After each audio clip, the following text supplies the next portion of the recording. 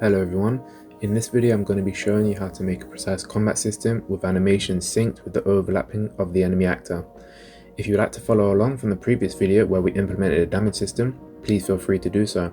Otherwise you can make a completely new third-person template. This will also work perfectly fine as well. And without further ado, let's get into it.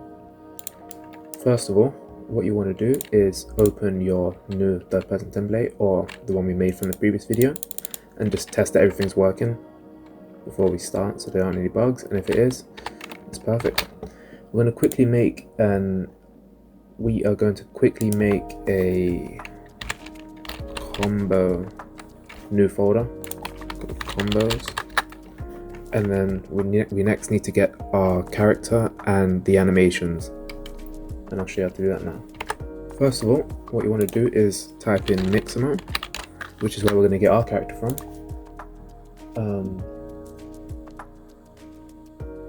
Log in.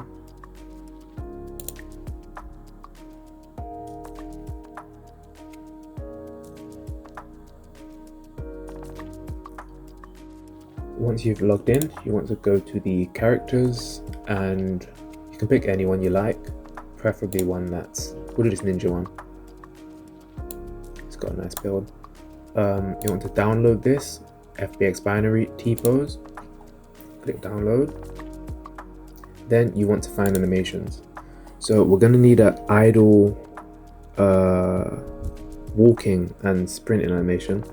Although we can actually just do the idle and sprint because I've done the other ones in a different video. So we'll need an idle first. Just get this one. You want to click download and without skin.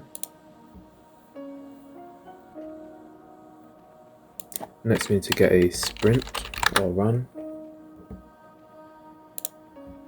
Click in place, which is not in place. No, forget that one then. We'll just type in run actually. And we'll get this one running. Yeah, that looks fine. Download without skin. Okay, now we need to get our combat animations, so we're going to get a punch in. We're going to do 3 animations, but you can do as much as you'd like. So we're going to get this one, cross punch. The frames are a bit too long, we don't really want all this winding up for the punch, so we'll just decrease the frames a bit. I'm going to take out a little bit from the end. Yeah, like that. So it's just the animation, so again without skin, download. Then we're going to get another punch animation and then a kick animation. We'll do this one. That one's pretty alright, so we'll leave that. We'll leave these default and just download it without the skin again. All the animations you want to download without the skin because we're going to export the model from Mixamo into Unreal Engine. Then we'll just get a kick animation.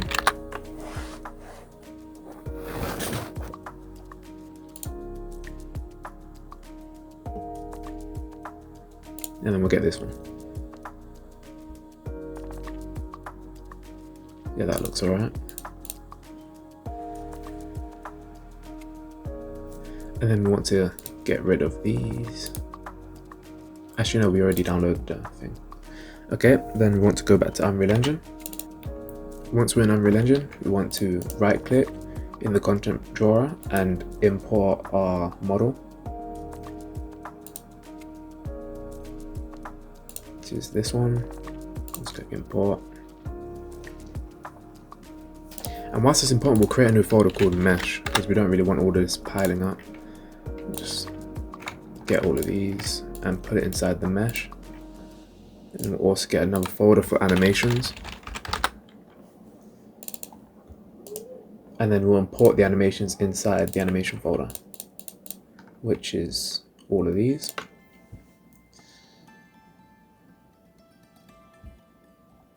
The skeleton, we want it to be the character we imported from Mixamo. And then let's just check all these are working. Yeah, that's pretty good. Once you've imported the animations, what you want to do is make a blend space and then an animation blueprint.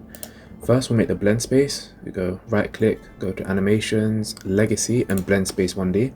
Select the skeleton and just call it BS_ninja or something you remember. And then we want to go to the horizontal axis. Yours might be like this, so just click the arrow to get it down.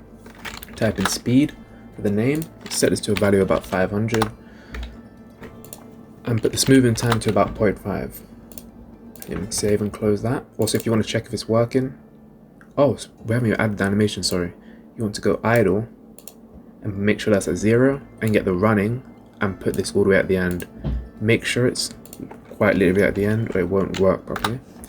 And if you want to check if everything's working, hold Control and drag your mouse to the end, and then you can see from the speeds what will happen. So save that, and then we want to make an animation blueprint. So go to animation, animation blueprint, select the skeleton, click create, and call it ABP_ninja, or whatever you named your blend space. I'm going to double click to open it up, and off the output pose, we want to get default slot or slot default slot. This will enable us to use animation montages outside of the animation blueprint. Then we want to drag off here and get a state machine. Just call this locomotion. We want to go from the entry, drag off and add a state, and just call this idle to walk or run, sorry. Double click to open it up, get the blend space, drag it in, connect to the result, and promote the speed to a variable, and just click enter. Now we want to go to the event graph and want to get the velocity.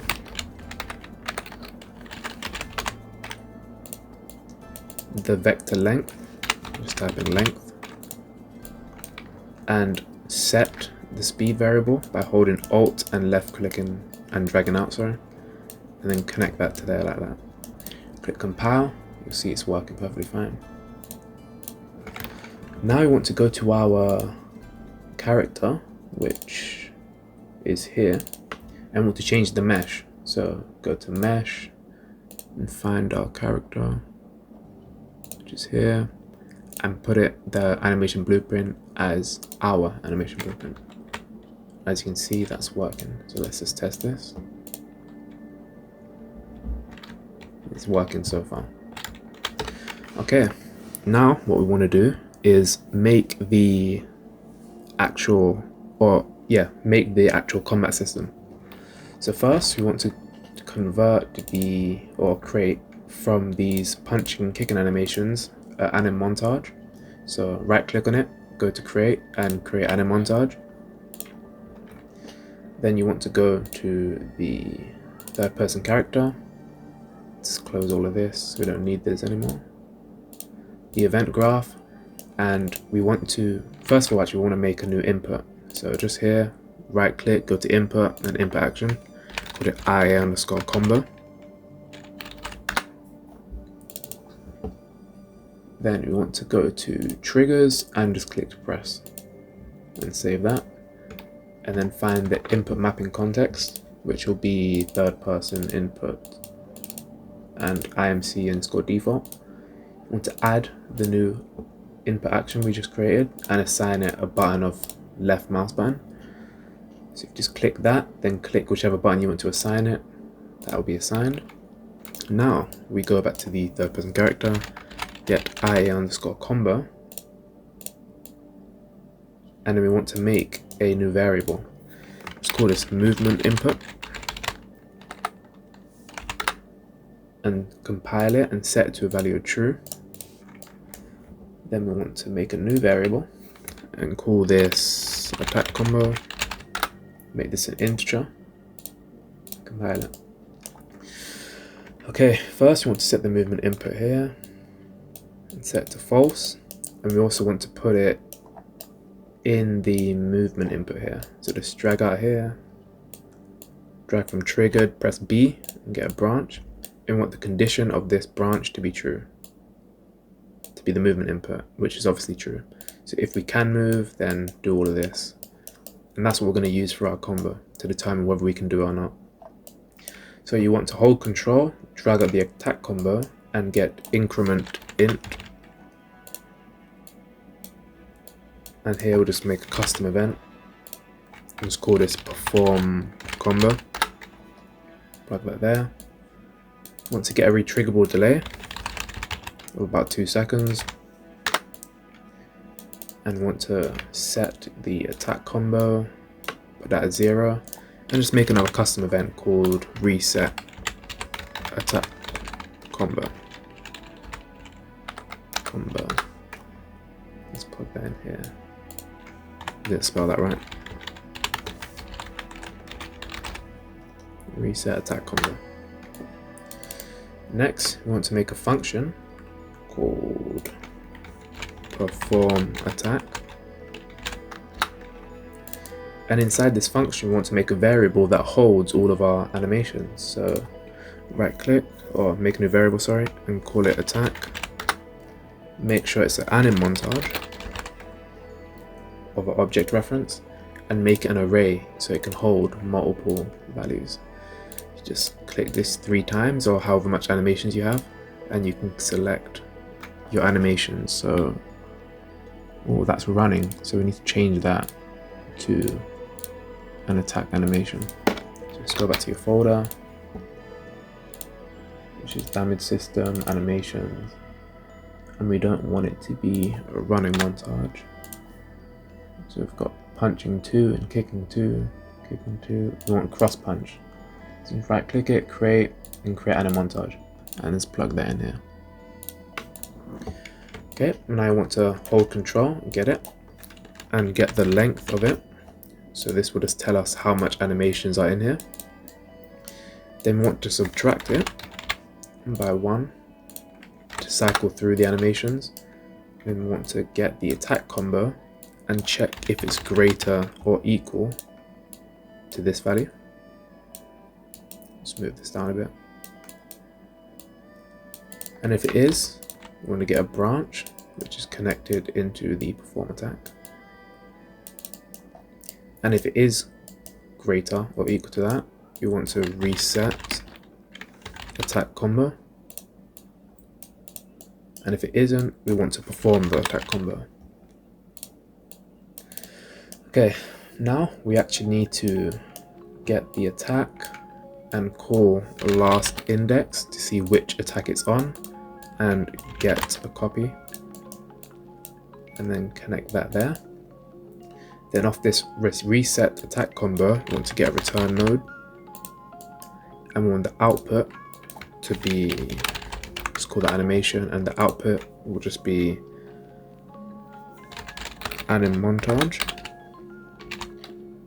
object reference, and then we connect that there. And we want to do a similar one for the perform attack.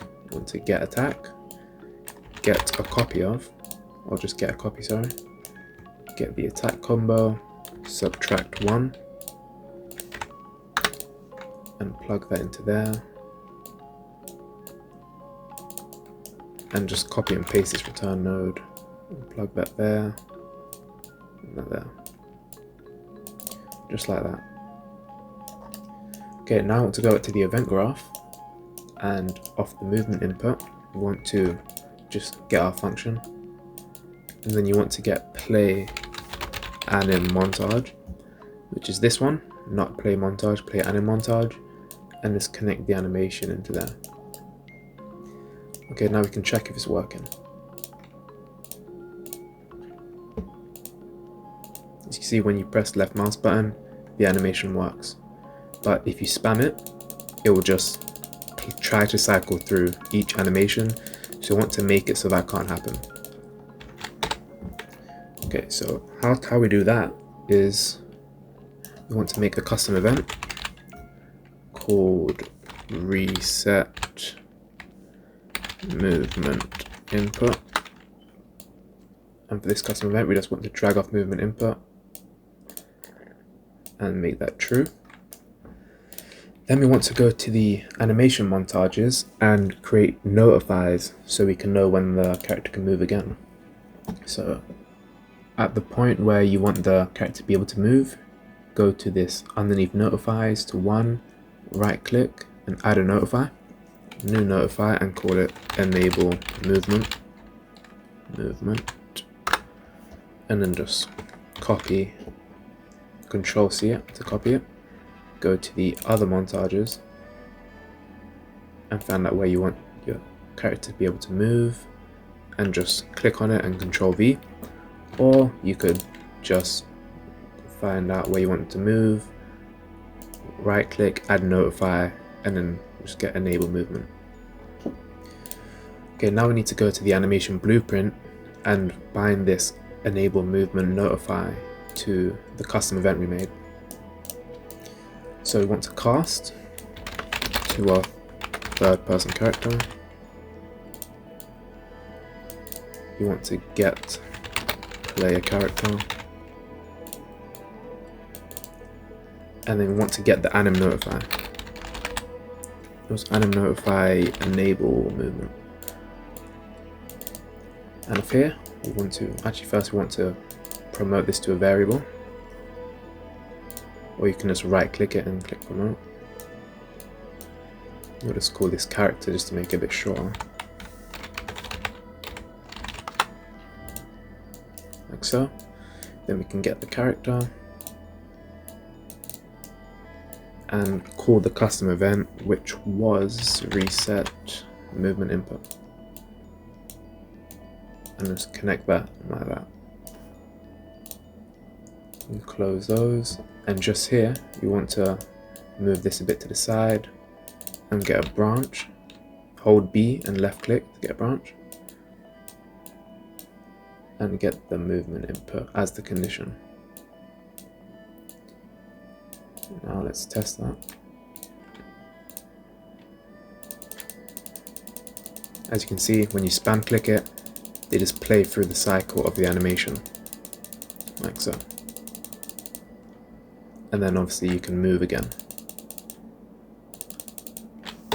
Okay, now we actually need to add it where when you actually attack them, that's when it does damage. You don't just spam click it. Okay, so how we're going to do this is we're going to add sphere collisions to the character's body parts which make contact, and then we want to enable the sphere collision and disable the sphere collision. So we're going to go to the viewport, go to the mesh, and just disable the animation, just put on a random one. And then we want to click on the mesh and make sure you're on the mesh and get a sphere collision, like so. Just call this left hand. I think our character, let me actually double check. I've not enabled the animation. If you want, you can do you can just put a sphere collision on every part where they're going to hit, so the hand, leg, if you have a knee attack, elbow, etc. But I don't want to just do it, so he punches with his left hand, kicks with his right foot, and punches with his right hand. So we're going to put one on his left hand, and right foot. Let's put that back to a default one. Okay, then go to the left hand, just move this over, up a bit until it's aligned with his hand. We'll also take our snap in so we can actually do it precise, like so, and just set the sphere radius to like 10. Depending on how large you do this, it's how accurate you actually have to hit them. I'll show you an example of that. I'll leave it at that for now, and then we need to parent it to the socket. So this is left hand, so you want to look for left hand. It's going to move when you do it, but it's perfectly fine. Just readjust it to the area, like so, and that will stay there. You can check what each bone is by finding your character, go to the skeleton and just look for left hand, it's the joint there. For right hand, it's the joint there. For leg, it will be the right leg, that's the arm, right leg, which is there, and right foot, etc. Okay, we're going to do that again. Click on the mesh, get a sphere collision, call this right hand,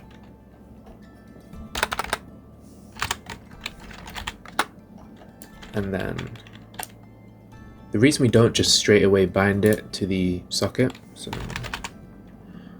right hand, is, oh, you can move it. Oh, that must have just been a bug. Okay, so it's just quicker. Just bind it straight to the hand before moving it. Because previously when I tried to do this and I binded it, I wasn't able to adjust it because it didn't go where I wanted it. But if this works, that's fine. If it doesn't work like this, then just do it how I did it. Move it, bind it, then move it back. But for now, this is working, so we'll just leave it like that. Again, last one, click on the mesh, sphere collision. Call this right leg. Or right foot, actually, sorry. Not leg. Right foot. And just pairing it to the right foot. And make it... this one will probably put about 15 or 12. 12. Let's move this down a bit. And now, when you go back to the mesh and put back on your animation blueprint, you'll see the collisions follow. It's not moving very much, but you can see it follows them. So now we want to get the left hand, scroll down and go to on component begin overlap, and just get the other ones as well. So that's left hand, right foot. Now you want to set it to be able to overlap with the enemy. So off other actor, we want to cast to the enemy, so BP enemy, and then we want to call our custom event. Oh, we've not done that part actually, so we'll do that now. Off here, we want to take it off left mouse button and make a custom event and call this attack system, like so. And then we want to call this event every time the sphere collision overlaps with the enemy and not just every time you click the left mouse button. So here we'll get attack system. And then we can just copy and paste this 2 more times and then connect it like that. And collect it like this.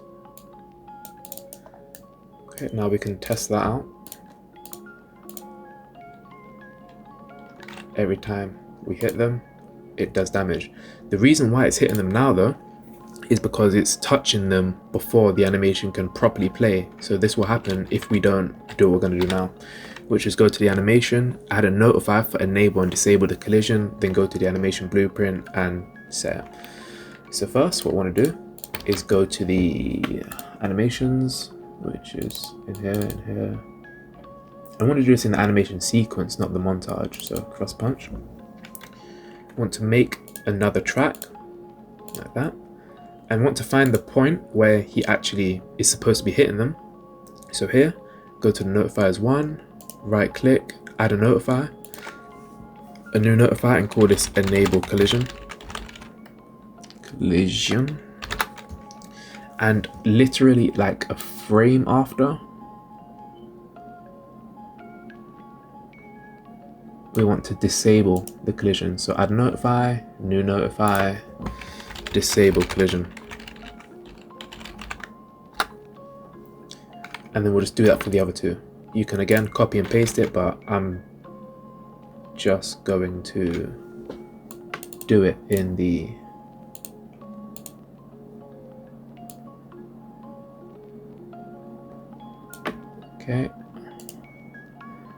enable collision, add a new notify track, and just a little bit after, disable the collision again.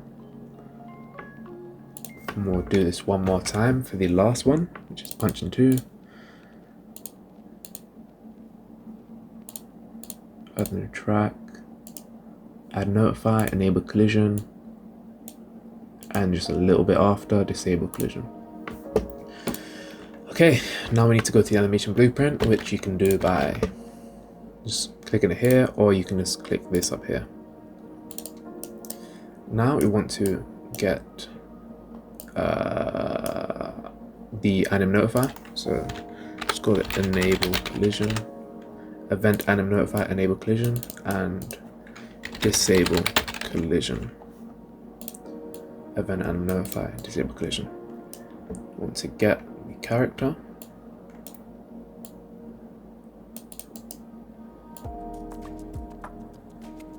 like so. Then want to set collision enabled, and we'll do it off the left hand first, like so. And we want the collision to be query only. Then again, we need to get the right hand, get right hand, and do the same there. And last one is the right foot. Obviously, you'll do this for however much sphere collisions you have. The process will be exactly the same. And we'll do it like that. Just copy and paste this here. And put no collision for the disable collision. And that will pretty much be it. I'll just quickly show you something. When you walk into them, as you can see, it still does damage. Oh well, it won't because you're not touching them. But a problem you will face, well, probably, is you might walk into them and then they'll take damage. And this is because the collision isn't set to be off by default. It's only set to be on and off, on and then off, but then it turns straight back on. So you want to go to the third person character, find event begin play. If you've already got something on it, just hold S, click, make a sequence, just so you're not interrupting the other code you have. Let's move this up a bit. And then we want to get set collision enabled for all of them again, but put no collision. So at the start of the game, there isn't a collision. So we want to get right hand and then right foot.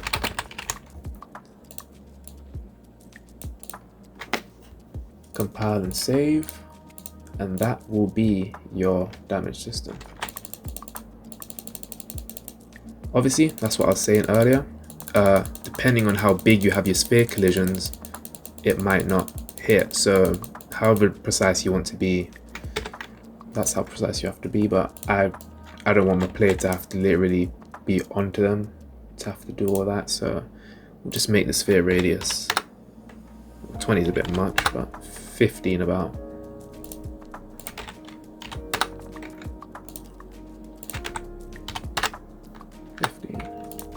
Compile and save, go up to them,